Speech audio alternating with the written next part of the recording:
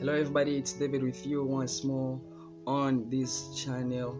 Of course, I know many of you might not be welcoming this video, but the real truth is I would like you to watch this to the very end, because the information that might be presented in here, if not entirely welcoming the full info in this topic, maybe the information that I might present to you, not maybe from the very beginning, but maybe from the middle or to the very end of this video, might be very helpful and very important.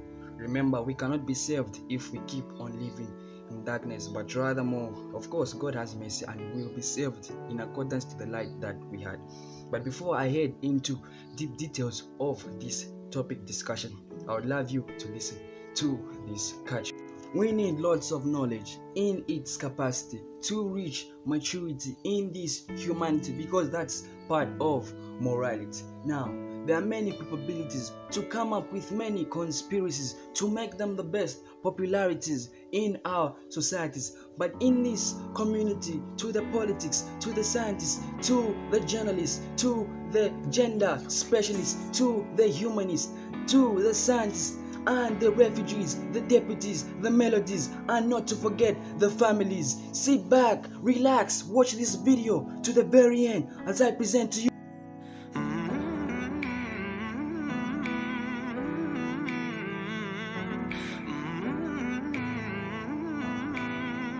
Now, before I head into deep details, I would love to highlight a few things just from the title itself. What is gender? Well, gender are the characteristics that the men, women, boys, and girls are socially contracted. Now, these include the norms, the behaviors, and the roles the men, women, boys, and girls play, and of course the relationship they have with each other. What is equality? Equality from the word equal. Equal in what? In resources, rights, and opportunities. That's the meaning of equality. Now, away from equality, we go to gender roles. What are gender roles? These are the characteristics that both men, women, girls, and boys play. These are actually the characteristics that are assigned with the specific sex a person has. That's exactly it. Now, let me bring up something very interesting. Many of you might be familiar with it, and others might also not be familiar with it. And this is actually the UN empowering women. The UN empowering women, right from the word United Nations, that's UN, and of course empowering women to empower women.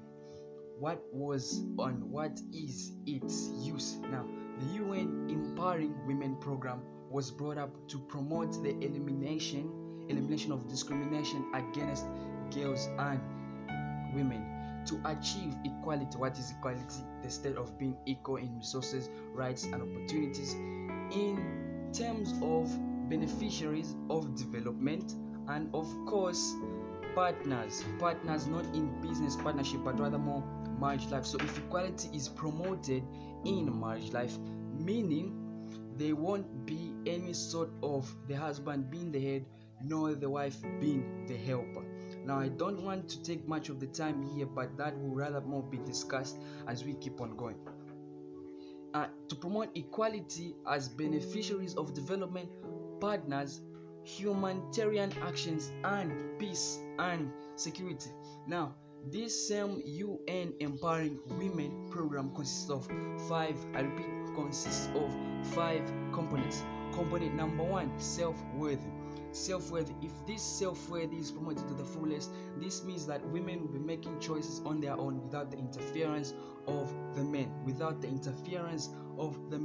Secondly, this is the choice or the decision making. Women will be making decisions or choices without the interference of anyone, specifically or especially to the men. The men will not have anything to say about it if it is developed to the fullest. Thirdly, the authority over their own lives. Both within and outside. I repeat, both within and outside of their homes, meaning they will be making or have power or authority over their own lives without the interference of anybody, specifically the men themselves. Fourthly, they will also have a part in trying to develop socially, and of course impacting the lives of others and of course themselves. I repeat, socially impacting the life of others socially and of course their lives too. And the fifth one is right to have access to resources and opportunities. Right to have access to resources and opportunities. I repeat, right to have resources and opportunities. Now, I want you to take cautious thought, cautious observation of each and every word that I will be speaking, each and every statement that will be brought up. Write it down, or just put it somewhere, anywhere, because this is going to be very helpful. I repeat, don't leave this video, because this information, I know many of you might not be very welcoming to it. Of course, others might not like the information that will be presented at first. Others might not like the information that will be in the middle. Others might not like the information that is at the end. But I'm not targeting anyone, either to the men or the women. I'm not targeting anyone, but I'm trying to highlight or bring the error into the spotlight. I'm trying to bring the error into the spotlight. Take notice of each and every word that I will be repeating continuously. I am trying to bring out the error into the spotlight. Now, away from what the world has to say, why don't we hear it from God Himself? Let's hear it from God. Let's hear it from the Bible, what the Bible has to say about gender equality. We are coming away from what the world, the views of the world, as we usually know, as it simply said, if it's in the Bible, we want it. If it's not in the Bible, it's not for us. Now let me take you to the book of Ephesians chapter 5 verse 22 and 24. What does Ephesians chapter 5 verse 22 and 24 have in store for us? Let's read. Wives, submit yourselves unto your own husbands as unto the Lord. And 24. Therefore, as the church is subject unto Christ, so let the wives be to their own husbands in everything. Now, let's try to contradict this with what the UN is trying to do. The UN are simply trying to promote equality, the state of being equal in what? Resources, opportunities, and rights. If equality were promoted to the fullest, do you think being subject and submitting would be something that would be very much looked at with high consideration? Definitely not. So I appeal, let's very much take precautious thought of the things that we are doing. If it's in the Bible, we want it. If it's not in the Bible, it's not for us. Now, the Bible places a special emphasis on this responsibility for wives. Genesis tells us that God saw that it was not good for man to be alone. Hence, God made a suitable helper for man. Do you get that? Well, we can find a suitable helper fit. We can find that in the book of Genesis chapter 2 verse 18. Now, let me take you to the chapter 2 verse 2 to 3. That the aged be sober, grieve temperate, sound in faith, in charity, in patience. Verse 3. The aged women likewise, that they be in behavior as becometh holy, as becometh what? Holy, not false accusers, not given too much wine, and they should be teachers of good things. Now, I'm simply not attacking any specific gender. Now, this we are from reading here simply describes how both the men and women should be. How should the men be? They should be sober. They should be sober, and apart from being sober, they should be grave, temperate, and sound in faith, in charity, in patience. Do you get that? And the aged women likewise, they should be becometh like holy. Do you get that? They must be like becometh holy, not false accusers, not given too much what? Too much wine, and of course teachers of good things. Let me take you to the book of 1 Timothy chapter 2 verse 11 to 12. What does it have to say to us?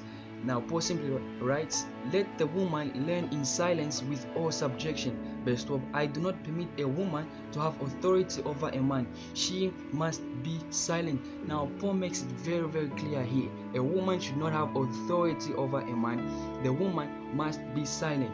Now, amongst the four components is where the woman has that feeling of self-worthy and of course making decisions on her own, those things, authority over her own life. And I'm sure we've all understood what Paul simply was trying to say. A woman should not have authority over who? Over a man. And of course, if equality again were to be promoted, I repeat, if equality were to be promoted, dear brethren, if equality were to be promoted, this is something which is not going to be taken with serious consideration. This is something which is not going to be very much highly regarded, and it's not going to be followed. So before we promote things, let's think of how God looks at it, or looks at them first. Now, not to waste much time on that too, this imposes on two restrictions. Do you get that? On two restrictions on the ministry of women. They are not to teach Christian doctrines to men. Women are not supposed to teach Christian doctrines to men. I repeat, women are not supposed to teach Christian doctrines to men, and they are not to exercise direct authority to men. Women aren't supposed to exercise any form of direct authority to the men in church. These restrictions are permanent, authoritative for the church in all times and places and circumstances, as long as men and women are descended from Adam and Eve. This is a very practical, mandatory thing. It's a law. It's something that we must very much take a look at with high consideration. Women are not supposed to have direct authority over men. Women are supposed to be silent. This is a mandate. This is not a question of asking. It's direct. It's a mandate. Whether you like it or not, it's supposed to be done. But if equality were to be promoted to the fullest, believe me, if equality is or was to be promoted to the fullest, this will not be taken at with high regards. Now, God created man first to dominate. God created man first to exercise dominion, and woman second as a helper. The authority structure within the church is designed to reinforce this original order. Remember, God's created order is bigger than any particular time or culture. God's created order is bigger than any particular culture. Do you get that? God's created order is bigger than all those things that we think of. If God wants us to move in one direction, then I believe that's the God wants us to do or to move in, then we're definitely heading in the right direction. Promoting equality, I repeat, promoting equality is not something that is biblical. Promoting gender equality is something that is not very much supported in the Bible. If it's in the Bible, we want it. If it's not in the Bible, it's not for us. Now, moving on. Meaning of learning with silence in all submission. Meaning, I repeat, meaning of learning with silence in all submission. Silence and submission begin in the heart. It is not the adornment of personal rights and equality. Do you get that? Let me repeat myself. Silence and submission begin in the heart. It is not the adornment of personal rights and, of course, equality. Submission and silence begins at heart. It is not the adornment of personal rights and equality. One who is trying to promote equality, I repeat, one who is trying to promote equality. If the women are trying to promote equality, if the women want equality, then definitely they're not practicing silence and submission as God wants us to do, as God would love us to do. Then we're definitely moving contrary to what God wants us to do. Now, but instead the good works of modest and self-control, but the good works of modest and what? Of self-control. That's silence, of course. That's silence when you're self-controlling, just obeying to what the men have to say. That's, remember, I repeat, I am not targeting a specific gender here, but I'm trying to bring out the error out into the spotlight. As I continue reading, in observation, God is saying, Adam, you are responsible. The greater weight falls on you. The command came to you. I made her for you, not vice versa. God made Adam first and made the woman for man, not the man for woman. This is exactly what God is simply telling us, and it's exactly what we definitely need to follow. Not follow the protocols of the world, not follow the protocols of the UN. That is definitely wrong. That is definitely something that should not be promoted, because that I repeat, that is not something that is biblical. If it's in the Bible, we want it. If it's not in the Bible, it's not for us. Now, as she is the helper and as the man is the head, the man is supposed to lead, the man is supposed to protect, the man is supposed to provide, and for her and care for her is, and answer to her calling is something that is very essential. You can find that in the book of 1 Corinthians chapter 11 verse 8 to 9. 1 Corinthians 11, 8, 9. Was Adam not deceived? Was Adam not deceived? Well, the answer simply lies in sin, verse 13 to 14. Now, as one main argument, not two separate ones. Adam was formed first, that's in verse 13, and it's not that Adam didn't sin. You get that? He most certainly did, only that he wasn't deceived at some level. Adam did definitely sin. Do you get that? Adam sinned, but he most certainly was not deceived at some level. Now, only that he was not deceived at some level, we've already read that, but that he was deceived by the serpent. He was not deceived by the serpent. She was the recipient. She is Eve here. She was the recipient of Satan's deception, which was Eve. Then Adam listened to her voice, who is her. Adam listened to Eve, the wife. This is chapter 3, verse 17, which speaks to the serpent's path. He approached and deceived Eve first, rather than approaching the man. Satan, or the serpent, approached the woman first rather than approaching the man. Simply different from the way God does things. God first made man and spoke to man first, but what did Satan do? Satan rather decided to approach who? The woman. Satan, or the serpent, did it the other way around. Satan did the definite opposite. Now, remember, forming Adam first meant greater responsibilities. Forming Adam first meant greater responsibilities, not greater privilege, more stress.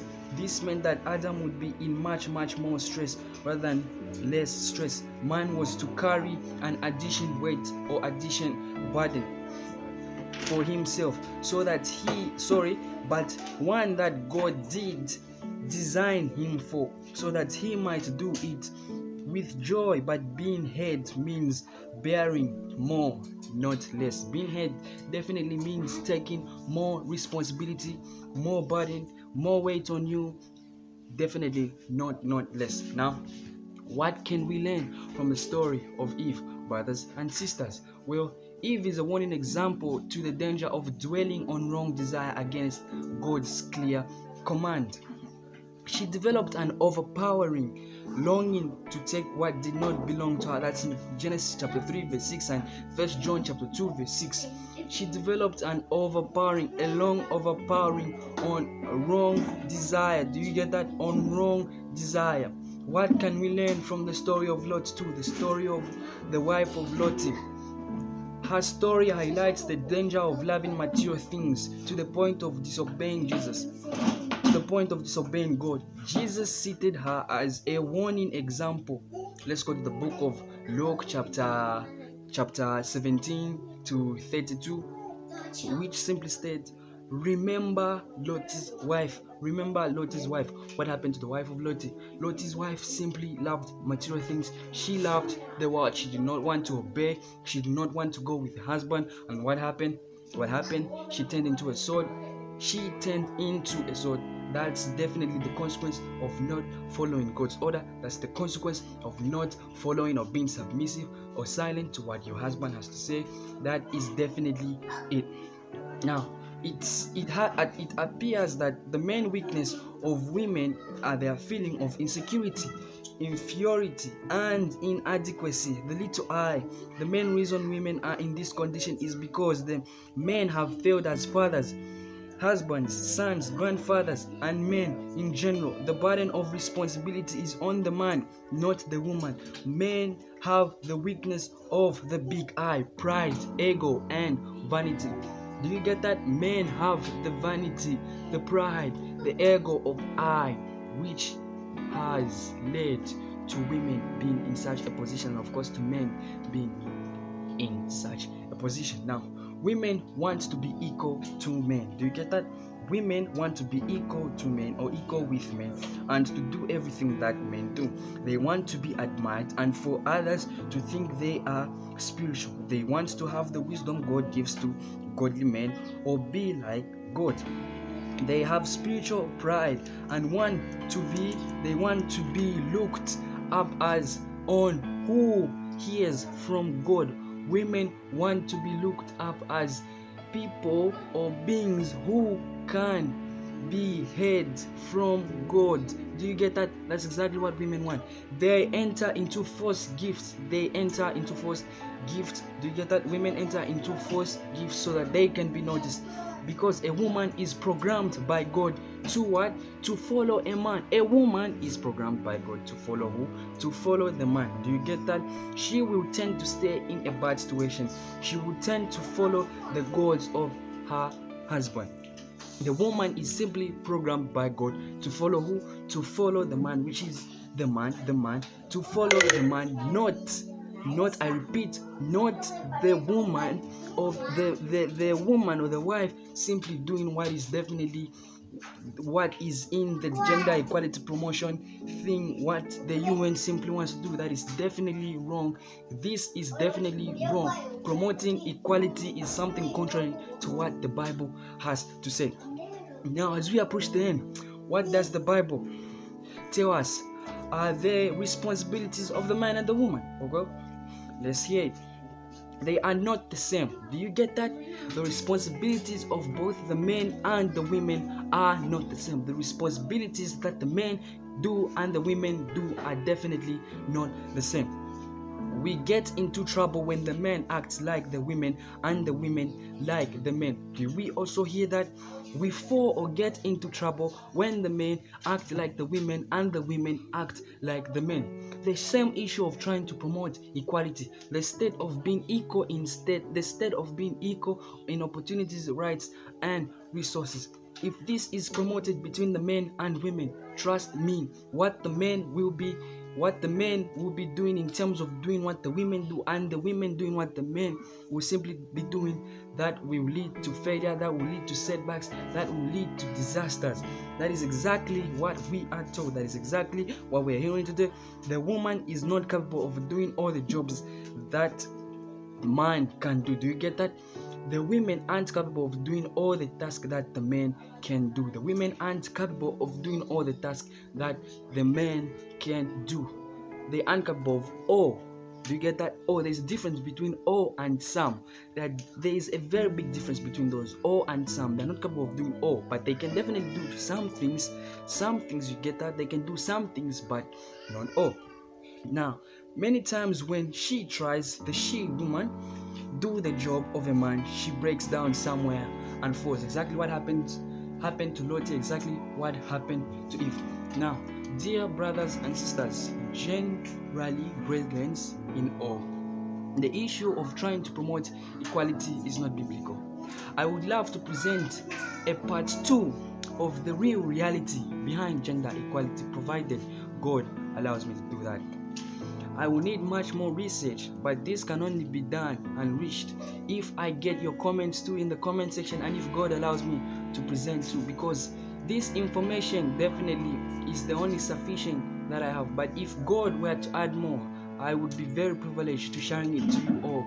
Equality is not a biblical act. It's not in this a satanic act. I repeat, a satanic act, because this is definitely what we've heard today, definitely what we've learned. I repeat, equality should not be something that should be promoted, because this is not God's order. God made man first, and the woman was made second as the helper of man. Women cannot simply do all the things that men can do. I repeat, not all, but they can do some things, but not all things that men can do. Now, dear brethren, thank you for spending your time to watching this video. Don't forget to like and share it to as many people as possible, because such information should not just be kept to personal people on its own alone. And of course, don't forget to subscribe and hit the bell icon to always be updated with each and every new video that is going to be uploaded. God bless you all.